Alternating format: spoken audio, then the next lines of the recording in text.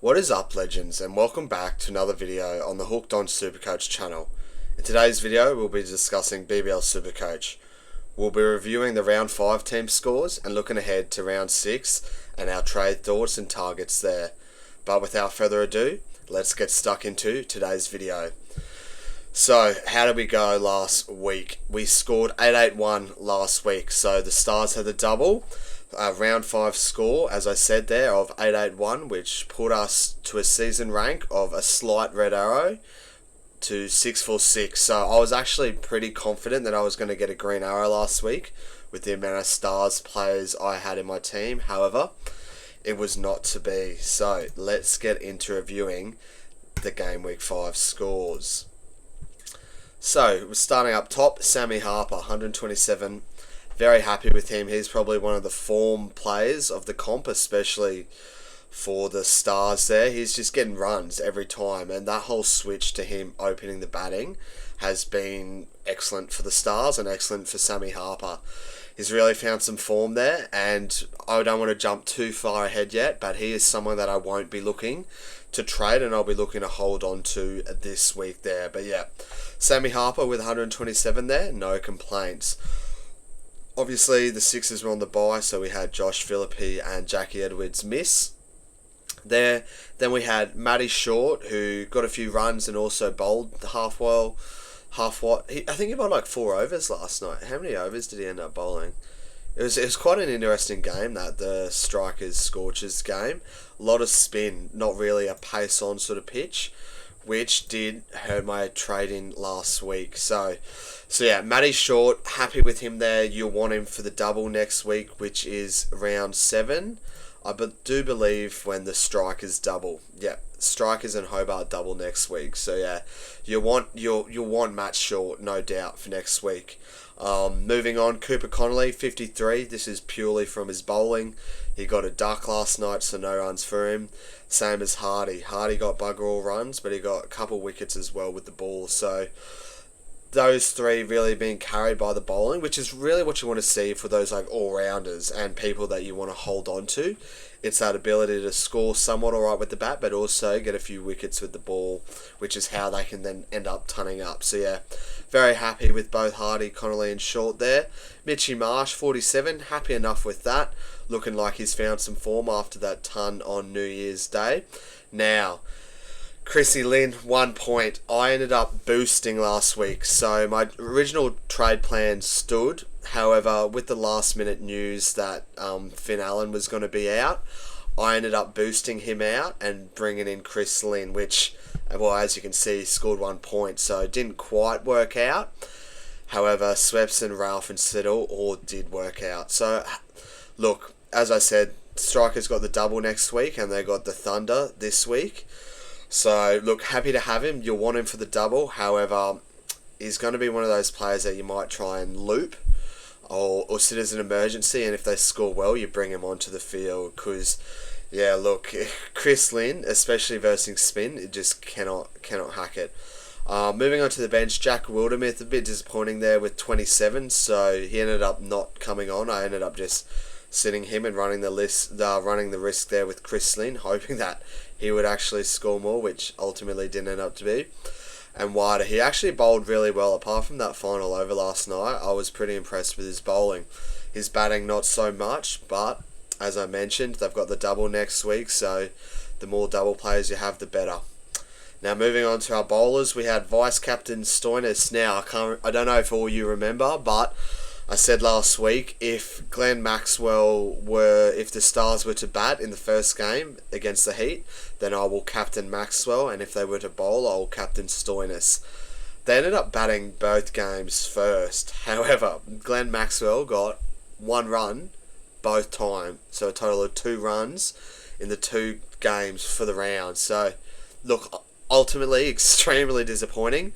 I do think Captain Maxwell over Stoinis was the reason I didn't get a green arrow this week, because apart from that, the team still performed alright. It's just Glennie Maxwell, 22 points as captain. It's just not what you want, and he's someone that's on the chopping block this week. I've got pretty fed up with him. But, yeah, Stoinis, 90. Look, happy with that. We'll be holding him. Tommy Curran, 114. Happy with him. We'll be holding him. Harris Ralph, 80. Look, little disappointing. Didn't get too many wickets. Peter Siddle, 94. Just keeps getting better and better with age. And I reckon the best bowler from last week, Mitchie Swepson, turned up with 100 points there and bowled pretty well last night in a spin-friendly sort of game. So that's the round 5 review there. 881. As I said, if I didn't captain Glenn Maxwell, I would for sure have got a green arrow. However, I did captain Glenn Maxwell. The Stars did bat first. I stuck true to my word and ended up regretting it. He just didn't get any runs. I thought after we saw Mitchie Marsh New Year's Day really get some runs, I thought, okay, yeah, it's Glenn Maxwell's time. However, it was not Glenn Maxwell's time. So that's a little game week 5 review. We'll just quickly have a quick look at who else scored pretty well. Davey Warner went nuts, got 130 off 65. Absolutely great knock. Shout out to Davey Warner for the 6-7 silly. The kids would have loved that one at home. But yeah, look, 175. The Thunder don't have any more doubles coming up. And so, again, apart from that one score, it's been pretty much single digit for him there. So don't fall for the trap there. Sure, he's going to make a bit of cash, but with no doubles left, I wouldn't be looking to move him on. Joel Paris bowled really well, got 130 points. There you go. I didn't realise he got that many last night. Must have got so yeah, 20 runs, 3 wickets. That will do it for you. So looking like if you brought Joel Paris, that would have been a good pickup. And Josh Brown played really, really well against the Stars there. And that's his second game in a row where he's performed pretty well yet. So he's coming off the back now of 51, 68, 129. So he's looking to have found his form recently. However, they've got some tough matchups with the Scorchers, the Stars, then they've got their double, and then the Strikers. So here's an option for this week. I'd probably be focusing a bit more on the Sixers double, who double this week, than the Strikers. However, the Renegades do double in game week 8. So decent little option there. And then it goes on to Sammy Harper there. So yeah, that's kind of the week that was. Let's get stuck into the most brought in and sold players this week here. So we'll go trade it in first, and we'll go by the top 10% just to give the accuracy update. So Shawnee Abbott, number 1. 22% of people bringing him in, 144k, and I would absolutely do the same. Here's someone I am going to be looking to bring in as well this week. Last week, or his last game, he got that little 3 wickets for his second game so far this year. So he's one of the best cricket bowlers in the world, heat bowlers, T20 bowlers. And yeah, I love him as a pick. He can also bat, not profound or known for his batting. One of the other options who is a bowler as well, a bit more known for his batting, we'll get on to very shortly. But yeah, look, Shawnee Abbott, he can take wickets, he can bat. They've got the double against the Heat and the Stars. Just bring him in. He's not very highly owned, especially because he did miss the first start of the season there. So if you're bringing him in this week, you're only really versing the other active players who are also bringing him in. So yeah, Sean Abbott for number 1, absolutely bring him in. Number 2, Benny Dwarshius. Now, as I mentioned for Shawnee Abbott there, Benny Dwarshius can also bat. So he is someone that I started the season with, moved him on. However, he's now down to 100k. Looking like some good value there, and the Sixers are looking to find some form. They need to start winning more games than they're losing if they want to be in a shot with being in the finals this year. And I think with that bowling attack of Sean Abbott, Ben Dwarshius, Jackie Edwards, Joel Davies, they're in a decent little position there and going to make a good little run. So yeah, Benny Dwarshius for the second most brought in. Absolutely, I love it. Number 3, Joel Davies. Now, this is another player who I do like the look of, and will be bringing in myself as well. He's a spinner, but he also bats. So that's the thing with the Sixers. They are one of the most all-round teams. Like pretty much 1 to 11 can bat in that side. So yeah, Joel Davis is another one that I'm keen on, especially being the spinner for the Sixers. With those matchups coming up, I agree with all those Sean Abbott, Dwarshius and Joel Davies. Those would be my 3 most brought in plays this week if I didn't have number 4, Josh Phillippe, and number 5, Jack Edwards. I think those 2 are both more important than the rest of those three. However, they are a lot more higher owned already. So if you don't have Philippi or Edwards, I would look to move to them before any of those other trades in Abbott, Dwarshius or Davies. However, if you've already got him, like myself, I think those three are the best options after that. But if you want to take a bit more of a pod option there, you can see in 6, 7, 8, we've got Barber, Moses and Hughes. Look, out of all of them, I'd probably go for Barber Azam. Out of, Moses and Hughes for a batter. Barber opens, not the highest strike rate, but he's kind of the glue that is meant to be hanging around in the innings and really building up the score. So look, wouldn't knock the buy, but I just think I would prefer the upside with like Sean Abbott, Ben Dwarshius, Joel Davies, Philippi, Edwards before. But yeah, I don't mind the option. Definitely a pod route there for all three of them, Barber, Enriques and Hughes.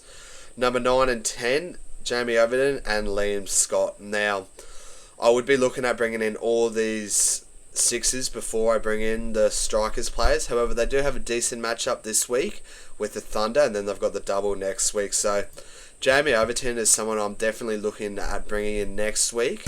However, I don't see the rush. I don't think there's any need to rush him in this week, especially the fact that he didn't bowl last night, which I found very interesting. So he's known for a bit of being an all-rounder, but yeah, didn't bowl at all and just got a few runs with the bat last night. So I'm happy to give him a bit of a watch and kind of see what happens there.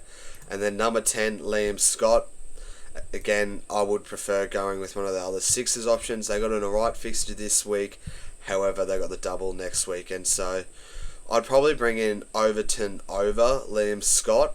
However, I really don't see the rush, and I would just be bringing him in next week instead. But that covers the 10 most traded in players for the week. Let's look at how they're getting there with the most sold players for the week.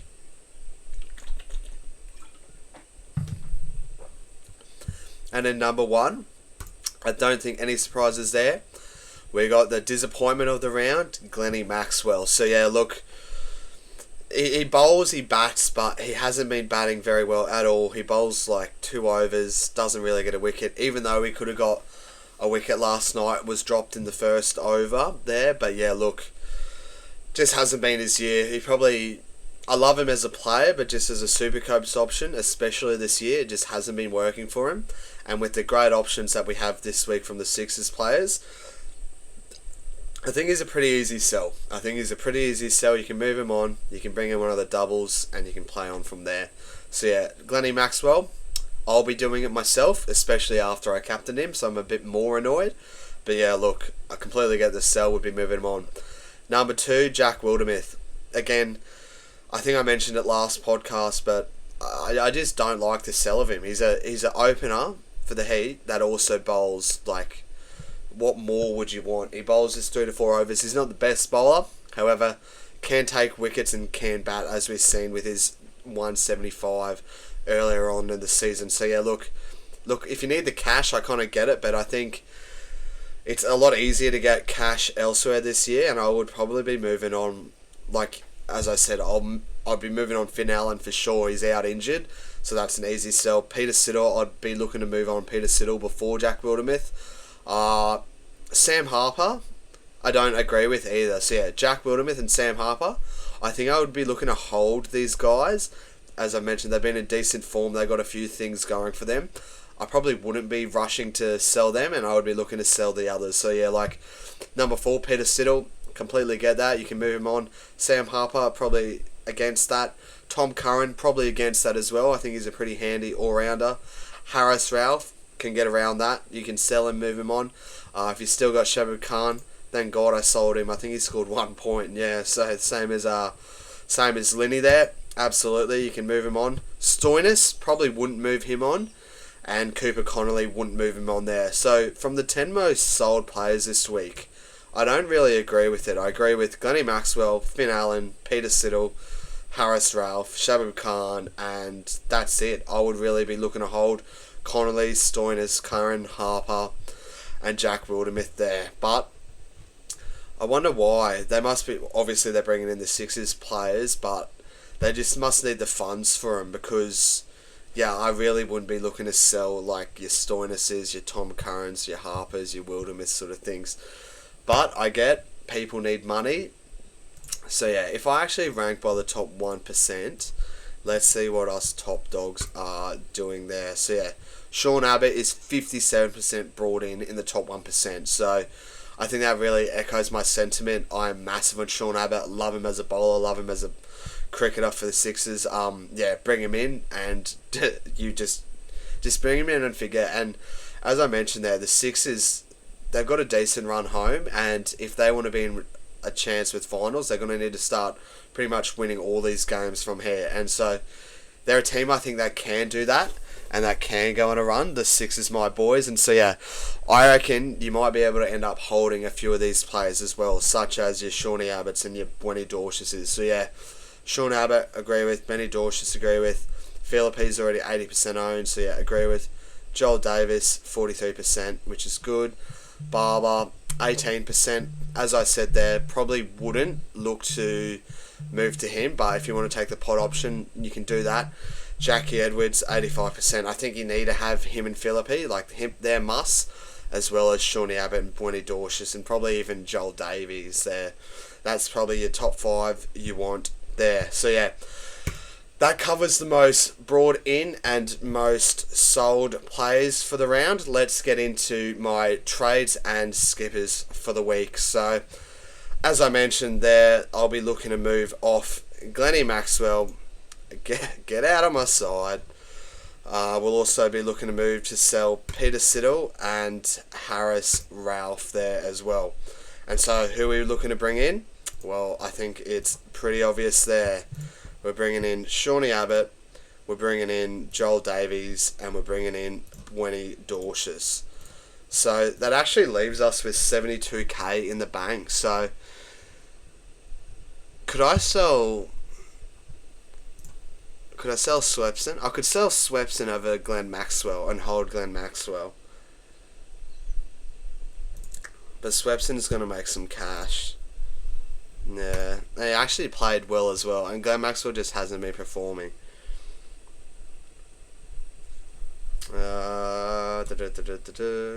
So yeah, those are the 3 I definitely want to bring in. Definitely want to sell Harris Ralph. I do think I just want to sell them. That leaves me with 72k. That means next week I can move to Overton somewhat easier.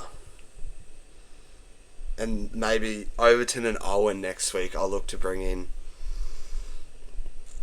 72k. That is a little bit of cash still in the bank. So do I want to hold Glennie Maxwell? See, that's the thing. I just don't want to hold Glenn Maxwell. Like, it's just been so disappointing this year. Peter Siddle as well. I'd rather the double. And Harris Ralph. Yeah, look.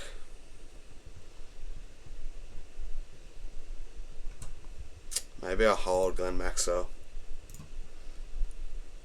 Maybe I'll hold Glenn Maxwell and sell Swepson instead.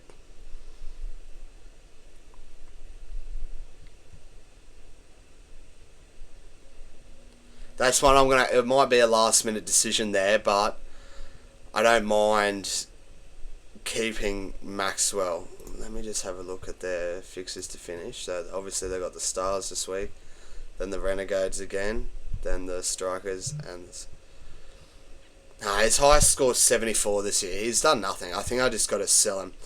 I'll sell him, move him on, and we can figure it out next week. However, I bet you now Glennie Maxwell will ton up. He'll score 100, and he'll punish all our sellers there.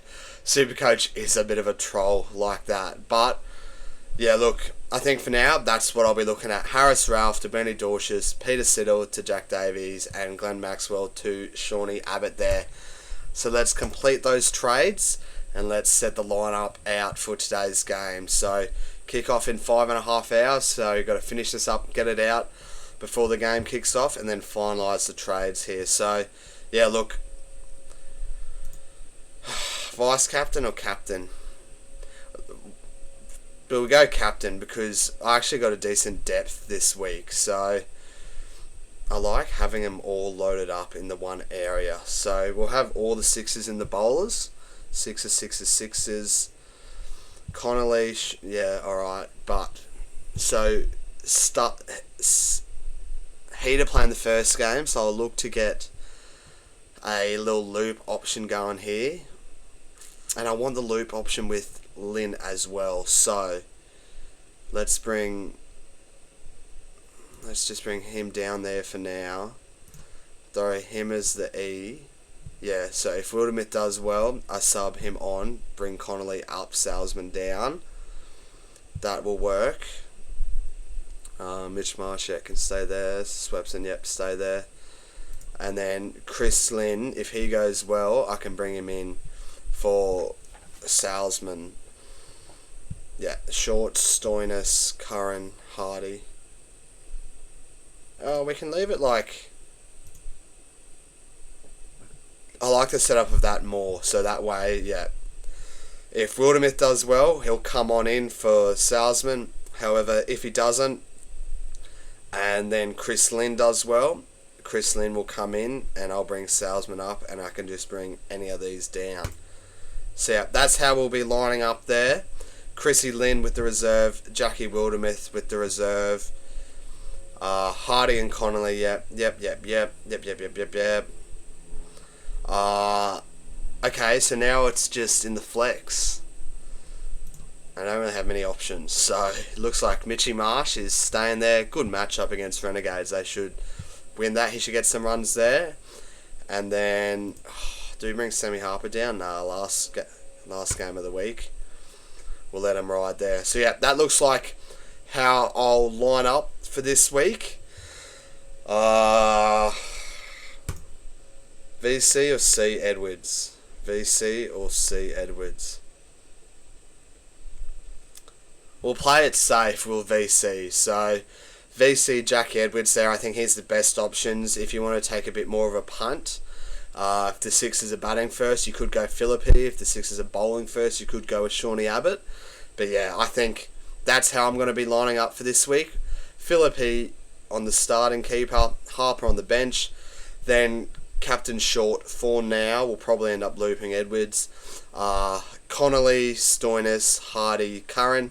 Happy with them. Chris Lynn, if he goes nuts, we can bring him in. Edwards, Abbott, Davies, Dwarshius, and then Salesman. Jackie Edwards or Linny will come on for him, depending on who does better there. We'll sit Swepson this week, and then Marsh sitting in the flex there. So, look, we've got 5 sixes for the week. I think we should be in good stead. I think I got the ones I want, the ones that can really hurt me and can go big. And so yeah, I'm liking the look of the side for this week. So I think that will cover up the game week 5 review and game week 6 trade targets here for BBL SuperCoach. If you've enjoyed the content today, don't forget to like. It really boosts the engagement. Also comment down below if you've got any issues with your trades or whatever. Follow us on Twitter or X, Hooked On SC. And just before I go, we'll shout out the Hooked On SuperCoach League. So, the Hooked On BBL SuperCoach League, the league code is 883141. So, if you've got a bit of league space, join up in there. We can kind of see how the rest of you guys are going. We got a few good players in here. We got Striker Short, like that name. He's ranked 193rd, and we've also got DC's 11. I like that name as well. Sitting in 391 there. So, look, look at that. I'm only, what's that, like 70 runs, 70 off him, and that's from last week almost. And he's in the top 500, top 400 there. So, I think we're in good shape. If we can just nail the week this week, we should be on. I really like Chrissy Lynn and Wildermith being able to sub on. I think they both have high upside, so I'm hoping to chase it upside, and hopefully it pays off for this week. But yes, thanks for watching, guys. Don't forget to like, comment, and subscribe, and we'll see you all next week. Cheers, guys.